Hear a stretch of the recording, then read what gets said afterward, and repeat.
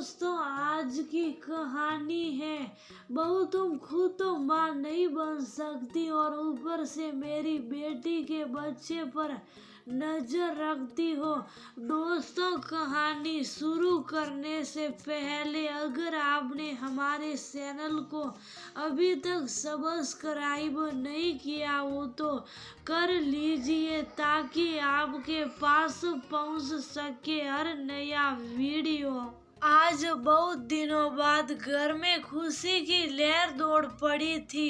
सालों से माँ बनने के सपना देखती करती आखिर आज माँ जो बन गई थी। सास सुभद्रा जी के ताने भी शायद अब खत्म हो जाए, पर क्या सच में करती माँ बनी थी। आगे बढ़ते हैं। कमरे में बच्चे के साथ बस करती और नव्या ही थे। नव्या का हाथ थामे करती बस उसे ही निहार रही थी। कभी वह बच्चे को देखती, कभी नव्या को करती। आज मैंने अपना वादा पूरा किया। जानती हूँ एक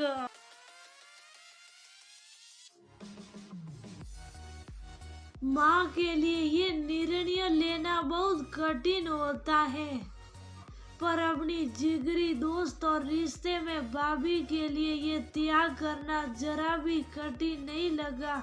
तुम हर पल इसके साथ रही हो।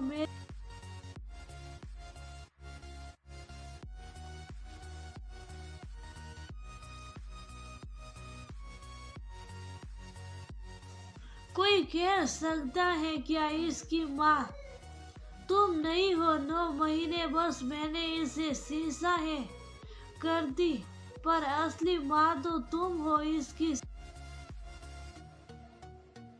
पर नव्या, क्या तुम इसके बिना रह पाओगी?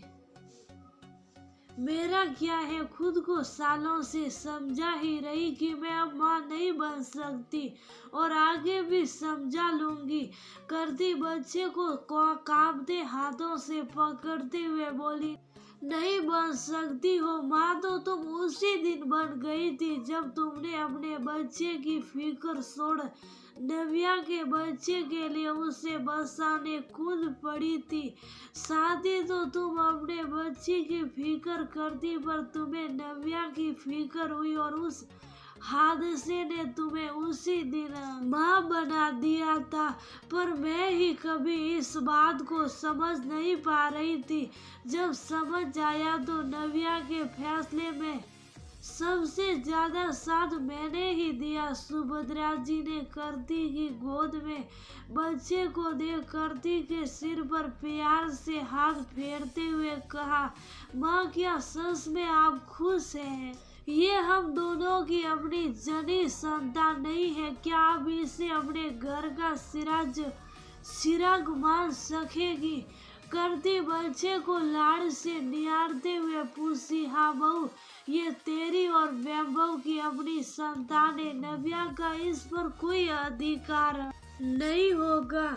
ये वादा आज हम दो माएं तेरे से कर रही हैं। सुभद्रा जी नव्या और अपना हाथ करती के हाथों पर रखते हुए बोली।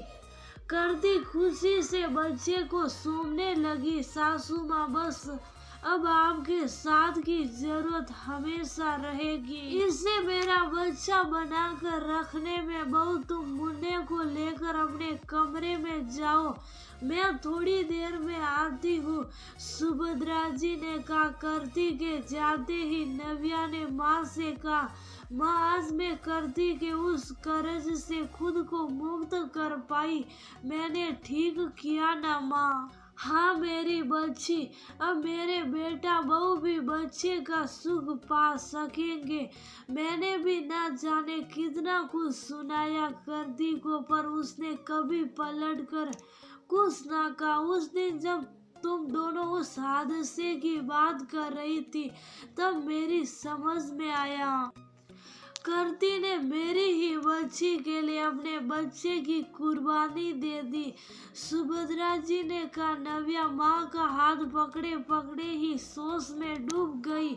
7 साल पहले की बातें करती और नव्या दोनों सहेलियों की यारी ऐसी थी कि सब उन्हें साथ देखकर जलते थे। पर किस्मत भी अजीब, वैभव को करती पसंद आने लगी और बस नव्या की दोस्त इस घर में भाभी बनकर आ गई। 1 साल बाद नव्या का ब्याह भी हो गया और जिस साल करती माँ बनने वाली थी उसी साल नव्या को भी बच्चा होने वाला था। पर दोनों में 4 महीने का अंतर था। संजोग से होली का त्योहार आया और नव्या अपने मायके आई हुई थी। घर पर कुछ काम चल रहा था और मजदूर छुट्टी पर चले गए थे।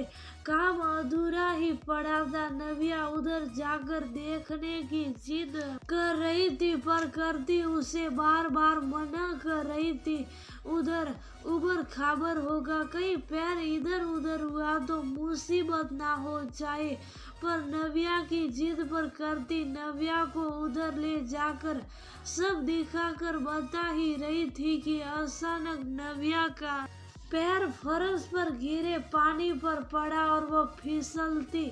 इससे पहले करती ने उसे खींच लिया और खुद को ही संभाल नहीं पाई और गिर पड़ी।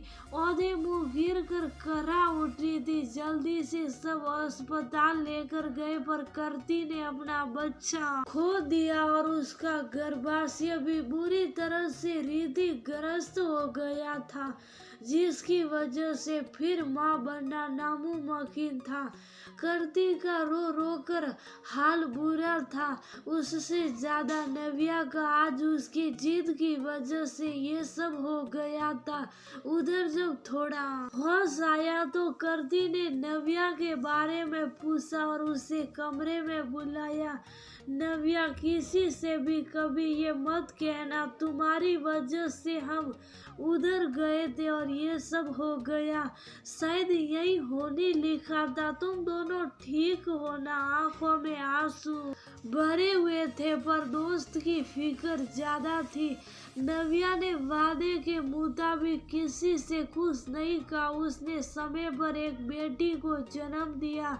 इन सब बातों से अनजान सुभद्रा जी हमेशा करती को जली कटी सुनाती रहती, जाने क्या देखने उधर गई जो कोख उजाड़ ली। अब क्या होगा, मेरा बेटा तो कभी बाप भी ना बन सकेगा। नव्या सुनती तो जी करता माँ को सुना दे, पर वह तो कभी कभी ही यहाँ आती थी। फिर करती के साथ वादा जो कर रखा था, साल बीतते बीतते करती उदास रहने लगी थी। एक औरत सब बर्दाश्त कर सकती है पर बच्चे की किलकारी उसके आंगन में भी गूंजे ये जरूर चाहती है। अभी 9 महीने पहले नव्या अपनी बेटी के साथ जब यह आई थी, करती उसके साथ बहुत खुश रह रही थी। एक दिन नव्या ने करती से कहा, आज तुम्हारा बच्चा भी इतना ही बड़ा होता ना करती। मेरी जिद ने तुम्हारी दुनिया ही उजाड़ दी भैया, और तुम्हारा उदास चेहरा मुझे अंदर ही अंदर आत्मग्लानि महसूस करवाता है। हमेशा सोचती रहती हूँ मैं ऐसा क्या करूँ जो तुम दोनों की गोद में एक बच्चा खेले। मैं कुछ भी करने को तैयार हूँ। नव्या करती का हाथ पकड़कर रोते हुए बोली, नव्या, मेरी किस्मत का कुछ नहीं हो सकता। माँ को इस घर का ही चिराग चाहिए। कई बार जी करता किसी अनाथ को अपना नाम दे दूं, पर माँ मानती नहीं। वैभव बस यही कहते, तुम खुश रहो, मुझे तुम्हारी जरूरत बच्चे की नहीं। पर कभी कभी मेरा भी मन करता मेरा भी बच्चा होता, पर मन को समझा लेती हूँ। करती ने उदास हो कहा, करती, क्या मैं तुम्हें अपना बच्चा दे दूं तो अपना पाओगी? नव्या ने सामने से ही अचानक पूछ लिया। ये क्या कह रही हो नव्या, तुम्हारे पति कभी इसकी इजाजत नहीं देंगे। करती ने कहा, करती, मैं फिर से माँ बनने वाली हूँ और मैं इस बारे में बहुत दिनों से सोच रही थी, मोहित को तुम्हारे हादसे के बारे में मैंने सब बता दिया है, क्योंकि मैं हमेशा तुम्हारे लिए परेशान रहती थी। तो एक दिन मोहित मुझे रोता देख कसम देकर बोले, क्या बात है जो तुम परेशान रहती हो, कहो।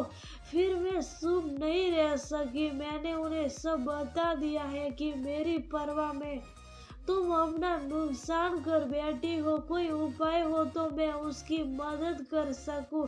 तब मोहित ने कहा था, हमारी एक संतान पहले से है, अब जब कभी हमारी दूसरी संतान होगी तो वह तुम भाभी से पूछकर उन्हें सौंप देना। तुम्हें भी खुशी होगी और भाभी भी माँ बन जाएगी। मुझे कोई ऐतराज नहीं होगा। नव्या ने करती से कहा। सच नव्या करती सुनकर खुश हो गई, पर एक पल को उदास। ऐसा कैसे हो सकता, कोई अपना बच्चा हंसी खुशी किसी को दे सके। नव्या ने करती को भरोसा दिलाया और फिर जब सुभद्रा जी से कहा तो वह पहले राजी ना हुई। तब नव्या ने वह सब वाकया कह सुनाया जिसकी वजह से करती कभी माँ नहीं बन सकती थी।